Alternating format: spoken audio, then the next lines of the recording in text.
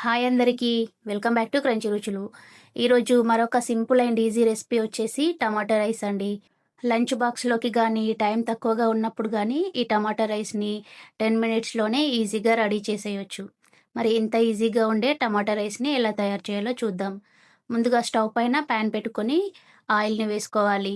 ఇందులోకి బిర్యానీ ఆకుని, జీలకర్రని, కొద్దిగా శనగపప్పుని వేసుకొని దోరగా ఫ్రై చేసుకోవాలి.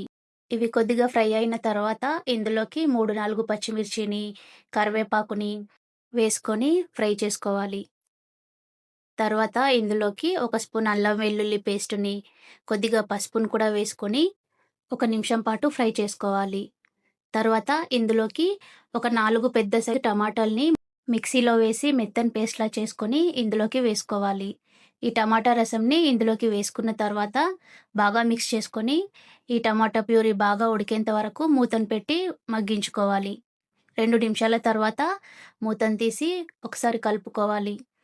తర్వాత ఇందులోకి మీరు తినే కారంని బట్టి కారంని వేసుకోవాలి. కొద్దిగా సాల్ట్‌ని, ధనియాల పొడిని, కొద్దిగా గరం మసాలాని కూడా వేసుకొని మొత్తం బాగా మిక్స్ చేసుకోవాలి.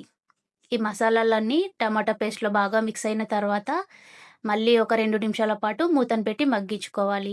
ఈ విధంగా నూనె పైకి తేలేంత వరకు మగ్గిన తర్వాత ఇందులోకి ముందుగానే రెడీ చేసుకున్న అన్నంని వేసుకొని బాగా మిక్స్ చేసుకోవాలి. ఈ టమాటా పేస్ట్‌లో అన్నం మొత్తం కలిసే విధంగా బాగా మిక్స్ చేసుకోవాలి. ఇలా మిక్స్ చేసుకున్న తర్వాత మరొక 2 నిమిషాల పాటు మూతను పెట్టి మగ్గనివ్వాలి. 2 నిమిషాల తర్వాత మళ్ళీ ఒకసారి కలుపుకొని ఫైనల్‌గా కొత్తిమీరని చల్లుకొని సర్వ్ చేసుకోవడమే.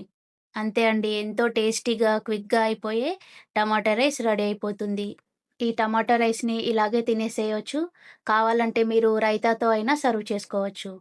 పొద్దున్నే ఎక్కువ శ్రమ పడకుండా ఈజీగా లంచ్ బాక్స్‌లోకి ఈ టమాటా రైస్‌ని పెట్టామంటే పిల్లలు కూడా చాలా ఇష్టంగా తింటారు. మరి ఈ రెసిపీ నచ్చినట్లయితే ప్లీజ్ లైక్ చేయండి, షేర్ చేయండి, సబ్స్క్రైబ్ చేయండి. Thank you for watching.